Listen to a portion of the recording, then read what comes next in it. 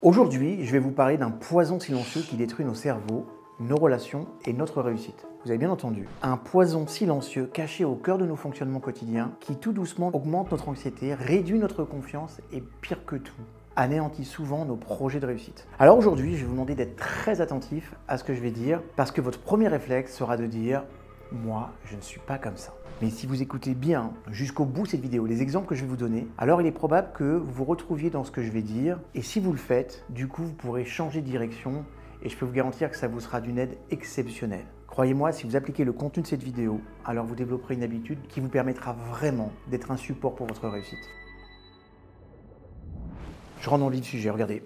Tous les grands leaders du monde du développement personnel vous parlent de la nécessité. J'ai bien dit de la nécessité de pratiquer la gratitude. De Tony Robbins à Joe Dispenza, en passant par Hal Elrod ou Mel Robbins, tous nous rabâchent sans cesse l'impact de la gratitude dans notre vie. Mais personne ne nous parle de l'impact de l'ingratitude dans notre vie. Et surtout comment cette ingratitude en fait peut saper toute forme de réussite. Savez-vous que vous pouvez mettre en place des séances de gratitude à l'univers tout en étant parfaitement ingrat? D'ailleurs, Sénèque disait un truc très beau, il disait « Celui qui ne sait pas reconnaître la gratitude d'aujourd'hui verra les bienfaits de demain lui échapper ». Je crois vraiment en ça. Mieux, je l'ai observé. Imaginez, vous avez consacré des mois, des années à aider quelqu'un. Ça peut être votre enfant, un collègue, un ami, un conjoint, des élèves. Puis un jour, plus rien. Aucune reconnaissance, pas un merci, juste le silence, voire même certaines critiques ou remises en question. Comment vous vous sentiriez? La trahison, la colère, le doute? Sachez que l'ingratitude est une bombe silencieuse qui ruine nos relations, détruit notre équilibre mental et freine notre réussite. Et pourtant, personne n'en parle. Alors aujourd'hui, je vais vous montrer comment l'ingratitude est un virus qui infecte notre cerveau, notre société et nos vies. Mais surtout, l'idéal, c'est que je vous explique aussi comment vous en libérer. Donc je vais partager 3 grandes leçons. D'abord, comment l'ingratitude altère notre cerveau et détruit nos émotions. Ensuite, je vous parlerai des 4 visages de l'ingratitude et de leurs conséquences dans notre vie. Et puis enfin, on verra ensemble les stratégies issues des neurosciences pour inverser ce poison et cultiver une saine gratitude. Par contre, je vous avertis tout de suite, certaines vérités d'aujourd'hui peuvent vraiment vous heurter. Ça risque de faire un tout petit peu mal au cul. Mais c'est super important que vous entendiez ce que j'ai à vous dire. Parce que je pense que si vous êtes là, c'est pour comprendre, c'est pour avancer et surtout que je vous parle franchement. Alors si vous voulez, on va parler de l'impact. On va voir comment les neurosciences traitent la notion d'ingratitude. Et c'est les neurosciences qui nous apprennent que finalement l'ingratitude, c'est une bombe à retardement pour notre cerveau. Savez-vous ce qui se passe dans votre cerveau quand vous êtes ingrat? Plusieurs choses. D'abord, votre amygdale, centre de la peur et du stress, s'emballe. Votre cortex préfrontal, zone de la réflexion et du contrôle émotionnel, s'affaiblit et votre niveau de dopamine et de sérotonine chute littéralement. Vous êtes moins heureux, moins motivé, plus stressé. Il y a un proverbe qui dit que celui qui ne cultive pas la gratitude se condamne à la frustration. Dans une étude de l'Université de Californie, les personnes ingrates ont 30% de risque en plus de développer une dépression et 20% en plus de stress chronique. Comme par exemple Marc, 45 ans et carte d'entreprise, il a tout pour être heureux, mais il se plaint en permanence. Il obtient une promotion, mais il trouve qu'il mérite mieux. Il reçoit un cadeau, mais pense qu'on aurait pu faire plus. Son cerveau s'est habitué à l'insatisfaction. Plus rien ne le rend heureux. Moralité de l'histoire, l'ingratitude détruit notre bien-être parce qu'elle nous empêche d'apprécier ce que nous avons, littéralement. Maintenant, voyons l'impact de l'ingratitude sur la personne qui la pratique. Parce qu'en fait, l'ingratitude ne nuit pas seulement aux autres, elle détruit surtout ceux qui la pratiquent. Elle empoisonne le cerveau, elle affaiblit l'esprit et elle détruit la confiance en soi et sabote notre réussite. Ok, développe. Premièrement, quand je vous dis que l'ingratitude sabote le cerveau, ça veut dire quoi? Dans une étude de la Harvard Medical School de 2021, les personnes ingrates ont 25% d'activation en plus de l'amygdale. Ce qui signifie plus de stress, plus d'anxiété, plus de paranoïa. Aussi, leur cortex préfrontal, ce qui est le siège de la réflexion et du contrôle des émotions, est beaucoup moins actif. Je vous explique pourquoi. Quand on est ingrat, en fait, on active en permanence les circuits du manque et du rejet. Le cerveau se met dans le mode défense et développe une vision du monde pessimiste. En clair, plus on est ingrat, plus on devient malheureux. Dans une autre expérience de l'Université de Californie en 2019, des IRM ont montré que les personnes ingrates présentent des schémas cérébraux similaires aux patients souffrant de stress post-traumatique. Je ne sais pas si vous voyez ce que je suis en train de dire. Leur cerveau est incapable d'apprécier le présent parce qu'il est constamment en quête de ce qui manque. Du coup, elles sont toujours insatisfaites, toujours frustrées. Deuxièmement, l'ingratitude affaiblit la psychologie et l'estime de soi. Je vous explique pourquoi. Une personne ingrate n'apprécie jamais ce qu'elle a, donc elle ne se sent jamais accomplie. Pour vous dire ça, je m'appuie sur une étude de l'American Psychological Association qui date de 2020, qui expliquait que les individus ingrats ont un taux de satisfaction de vie inférieur de 30%. 30%. Ils ont 3 fois plus de risques de développer des troubles anxieux. Pourquoi? Parce qu'en fait, ils se comparent beaucoup plus souvent aux autres et sous-estiment leur propre réussite. Ça me fait rappeler Antoine, 35 ans, entrepreneur. Il crée une entreprise qui fonctionne, mais au lieu de célébrer ses succès, il ne voit que ce qu'il n'a pas encore. Il se compare aux autres, se frustre, se perd, il perd confiance en lui, s'attribue sa réussite sans jamais intégrer ceux qui l'ont amené là. Du coup, il doute de sa propre valeur et il va direct dans le burn-out. Oui, l'ingratitude va créer un cercle vicieux où l'on pense qu'on ne mérite rien. On finit par se saboter littéralement. Et ça là, c'est parce que tu ne développes pas suffisamment de gratitude. Pire, tu es ingrat. Tu es ingrat chaque fois que tu ne reconnais pas ce que la situation, la vie ou une personne t'a apporté. Troisième chose, l'ingratitude détruit la confiance en soi et les opportunités. Cette fois, ma source est une étude du Journal of Personality and Social Psychology de 2018 qui dit que les personnes ingrates développent plus de croyances limitantes, elles ont plus de difficultés à créer et à entretenir des relations de confiance et elles reçoivent moins d'opportunités parce qu'elles sont perçues comme toxiques. Vous allez me dire, je ne comprends pas. Pourquoi? Pourquoi? Parce qu'elles créent une spirale négative. Elles se focalisent sur ce qui leur manque, elles deviennent frustrées et négatives et elles repoussent les gens autour d'elles et elles se retrouvent isolées et malheureuses. J'ai rencontré une Chloé comme ça, 28 ans, salariée en entreprise. Elle ne remerciait jamais ses collègues. Elle pense qu'on ne la valorise pas assez. À force de se plaindre et toujours en vouloir plus, elle s'est mise à dos tout le monde. Résultat, personne ne veut travailler avec elle et elle rate une super promotion. Comprenez une chose, c'est que le manque de gratitude coupe les opportunités. À force d'être ingrat, on finit seul. L'ingratitude détruit la confiance en soi, crée des tensions sociales et réduit les chances de réussite. Donc vous l'aurez compris, l'ingratitude va détruire surtout ceux qui la pratiquent. À plusieurs niveaux, d'abord neurologiquement, avec une augmentation du stress et de l'anxiété, avec un affaiblissement du cortex préfrontal. Donc on a moins de contrôle émotionnel. Et comme je disais tout à l'heure, avec moins de dopamine et de sérotonine. Donc moins de bonheur, moins de satisfaction. Ça détruit aussi psychologiquement. On va avoir un sentiment de manque permanent. On va rentrer dans une comparaison toxique avec les autres et on va carrément rentrer dans l'auto-sabotage avec une baisse d'estime de soi. Et puis enfin, socialement et professionnellement, c'est une catastrophe. Rejet par les autres, moins d'opportunités de réussite, risque accru d'isolement. L'ingratitude est un poison qui se retourne toujours. Oui, j'ai bien dit toujours, contre celui qui la pratique. Enregistrez bien ce que je suis en train de vous dire. Chaque fois qu'on vous a apporté quelque chose et que vous n'avez pas été en gratitude, que vous ne l'avez pas exprimé, ne serait-ce que par la pensée, ou pire encore que vous remettez en question une personne qui vous a donné quelque chose, vous êtes dans de l'ingratitude. Et à ce moment-là, vous développez un mode de pensée qui vous empêche littéralement d'être heureux et de réussir. Alors je sais ce que vous allez me dire. Moi David, je ne suis pas comme ça. On va voir les 4 visages de l'ingratitude et puis leurs conséquences. Après, vous pourrez me dire si vous êtes vraiment là-dedans ou pas. Le premier visage, c'est l'ingratitude des enfants envers leurs parents. C'est la première source d'ingratitude mondiale. Voilà. Parce que dans la plupart des boîtes crâniennes du monde entier, nos parents devraient être parfaits. Maintenant, acceptons l'idée suivante. Qu'à part des parents anormaux, la plupart d'entre eux ont fait ce qu'ils pouvaient avec les connaissances, l'éducation et les expériences qu'ils avaient. En clair, ils ont fait de leur mieux pour 95% d'entre eux. Mais vous comprenez que le peu qu'ils vous ont donné, c'est déjà beaucoup et que vous devriez déjà être en gratitude pour ça. C'est super important. Je n'ai pas eu de parents parfaits. Mon père, il n'était pas là de la semaine, je ne le voyais pas et limite, pour ceux qui connaissent mon histoire, je ne lui ai pas parlé pendant de très longues années. Et pourtant, je suis en gratitude pour les valeurs qu'il m'a transmises, pour la façon dont il s'est occupé de mes enfants, pour la relation qu'il a eue avec eux, pour la qualité de relation qu'il a eue avec ma mère et la façon qu'il a eue de la rendre heureuse jusqu'à son dernier souffle. Et pour ça, je lui serai en gratitude toute ma vie. À travers ces attitudes, parfois bonnes, parfois pas très bonnes, j'ai pu aussi développer un mode de positionnement, une autonomie. Je suis en gratitude de cet homme, vous n'imaginez même pas pourquoi. Moi, ça m'est arrivé, tiens, j'ai une copine, mère de 3 enfants. Elle a sacrifié ses rêves pour eux. Et bien aujourd'hui, ces gosses-là, ils ne l'appellent même plus. En tout cas, presque plus. Elle se sent vide, elle se sent trahie, elle se sent abandonnée. Les neurosciences expliquent ça et disent que les enfants qui ne développent pas la gratitude sont plus égoïstes, moins empathiques et ont plus de mal à entretenir des relations durables.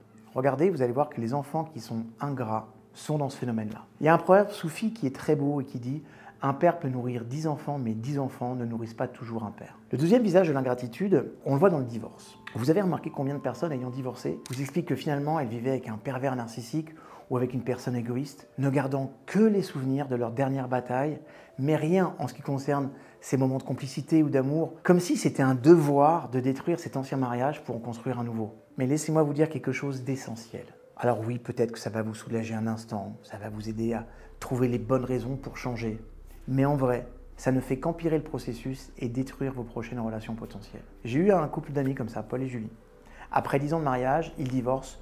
Julie ne retient que les disputes. Elle oublie les vacances, les moments de soutien, les projets communs. Et en fait, trop souvent dans une séparation, on est ingrat parce qu'on ne veut voir que le négatif. Je fais partie de ces hommes à l'expérience un peu élargie.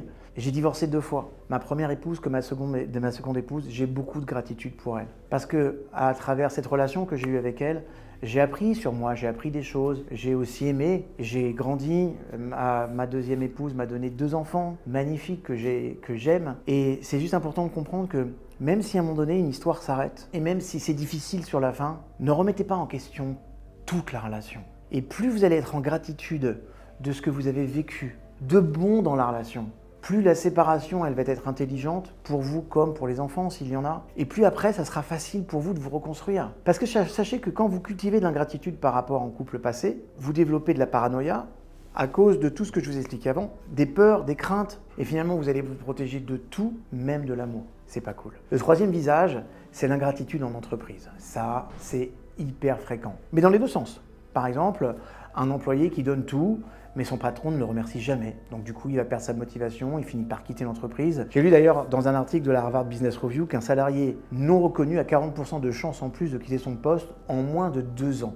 2 ans. Et ce que je dis pour les employés vis-à-vis de leur patron est aussi vrai des patrons vis-à-vis de leurs employés. Ils apprennent un job, des compétences, on leur fait confiance, mais le jour où ils ont une opportunité, ils quittent tout sans aucune considération. Certains allant même jusqu'à trahir leurs anciens boss. J'ai vu des types, écoutez-moi bien, qui quittaient une entreprise dans laquelle ils étaient depuis plus de 15 ans parce qu'en face, on leur donnait une Audi de fonction plutôt qu'une Renault, alors qu'ils avaient la confiance, l'évolution, des facilités, des connaissances. Et je vous le dis avec l'expérience, tous ceux qui font ça se plantent dans la vie. Et souvent la vie, j'ai envie de dire, leur rend, mais en plus grand. Et ces mêmes personnes vont reprocher à la vie leur revers de fortune qu'ils sont en train d'avoir, sans savoir qu'ils ont tout créé de toutes pièces. Parce qu'on obtient dans la vie ce que l'on a créé. C'est-à-dire que les attitudes que vous avez vis-à-vis des autres, quand vous dénigrez quelqu'un, quand vous le remettez en question, quand vous ne voyez pas la part qu'il vous a apportée, mais la part qui ne vous convient pas chez cette personne, sachez que vous mettez en place un mindset qui vous empêche littéralement de réussir. Et sachez une chose, c'est que ce mode de fonctionnement-là, vous le vivrez, et en plus, ça s'appelle la loi du dharma. Mais indépendamment de tout ça,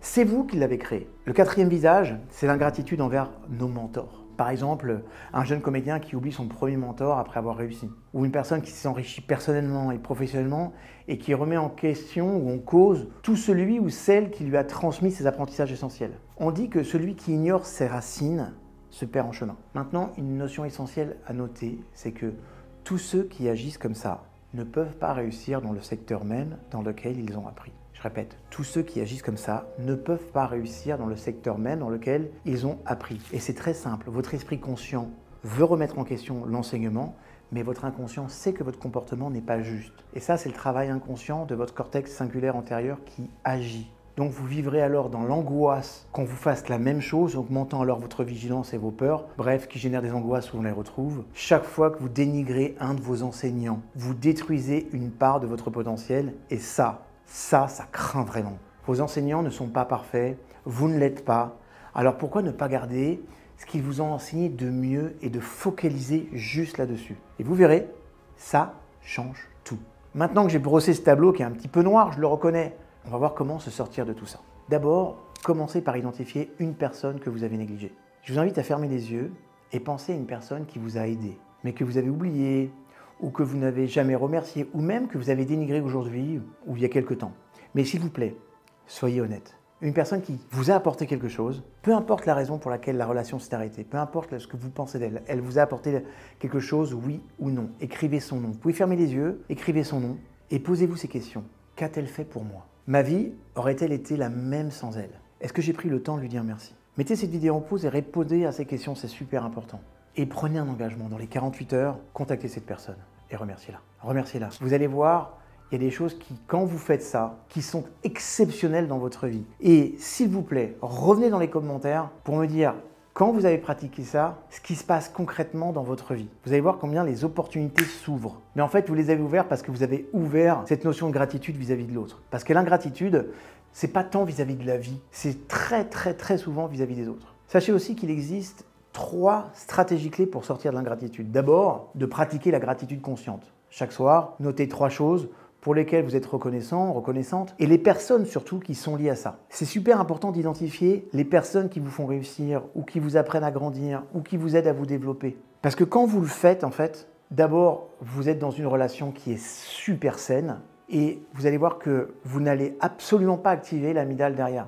Donc ça veut dire beaucoup moins d'anxiété, beaucoup moins de stress. Il y a aussi une chose, c'est regardez combien de fois, comment vous êtes senti quand quelqu'un vous a exprimé de la gratitude. Combien ça vous a fait du bien. Mais vous savez que ça vous a fait du bien, mais ça fait beaucoup de bien aussi des personnes qui l'ont fait. Parce que c'est un échange d'énergie qui est fabuleux. Donc c'est bien de noter ces 3 choses pour lesquelles vous êtes reconnaissant de la vie, mais notez aussi les personnes qui sont liées à ça. Ensuite, je vous invite à écrire une lettre de gratitude. Ça veut dire quoi? Ça veut dire rédiger une lettre à quelqu'un que vous n'avez jamais remercié. Vous allez voir que ça aussi, les retombées sont exceptionnelles. Et puis enfin, je vous invite à faire des visualisations négatives. Vous avez bien compris? Des visualisations négatives. Imaginez votre vie sans certaines personnes clés. Et à ce moment-là, vous allez réaliser leur importance. Rappelez-vous que la gratitude transforme ce que nous avons en suffisant et en bien plus encore. Autre chose, vous verrez que la plupart des personnes les plus ingrates sont les personnes à qui vous avez tout donné ou que vous avez offert des choses. Et c'est ce qui parfois sera le plus touchant. Ou ce sont aussi les personnes pour lesquelles vous étiez le plus engagé. Mais rappelez-vous surtout une chose. Vous qui regardez cette vidéo, vous qui faites partie de ma communauté à moi, je veux que vous partiez avec ce message. L'ingratitude détruit notre cerveau, détruit nos relations et détruit notre réussite. Et nous avons un pouvoir immense. Celui de choisir la gratitude, mais la vraie. La vraie gratitude, c'est pas simplement de remercier l'univers. La gratitude, c'est de remercier toutes les personnes qui vous ont permis, même un tout petit peu, de grandir et de passer à un niveau supérieur. Trop souvent, ce qu'on prend pour acquis aujourd'hui, comprenez qu'il y en a plein d'autres qui rêvent de l'avoir. Alors remerciez ces gens plutôt que de les dénigrer. Vos ex, vos profs, vos parents, vos managers, même vos ennemis. Parce que chaque personne qui a permis votre évolution, aussi petite soit-elle, mérite votre gratitude, peu importe comment s'est terminée votre relation. Sinon, écoutez-moi bien, vous vivrez cette ingratitude à votre tour et c'est une obligation. Et pire, vous ne pourrez pas vous développer au rang de ceux qui vous ont apporté parce que vous envoyez un message à votre cerveau que vous ne voulez pas être comme eux. Donc vous n'évoluerez jamais à travers votre plein potentiel. Dire merci, pour le peu qu'une personne vous a apporté, c'est dire à la vie que vous aimez ça et que vous en voulez plus. Et c'est ça, sortir de l'ingratitude. Et à ce moment-là, oui, à ce moment-là, vous pourrez vivre la vraie gratitude. Je vous aime. Merci de faire partie de ma vie parce que je suis vraiment, pour le coup, en gratitude d'avoir la chance d'avoir une communauté comme la vôtre. Si vous n'êtes pas encore abonné, abonnez-vous. C'est aussi une autre marque de gratitude. Un petit commentaire sympathique aussi, ça me fait très plaisir, sachez-le. Chaque fois que vous me dites ce que vous pensez de la vidéo, ou vous me donnez des sujets, ou que vous me donnez des exemples, cette interaction me plaît beaucoup parce que sachez que je lis tous les messages associés à chacune des vidéos. Il faut que vous le sachiez. Puis partagez les personnes qui auraient besoin, vous savez, qui vivent ces périodes difficiles, qui sont en train de remettre en question quelqu'un et qui mettent de l'énergie là-dedans. C'est de la merde. C'est de la merde. Et ça permet à personne d'être heureux. Je vous aime. Je vous retrouve sur une prochaine. À très bientôt.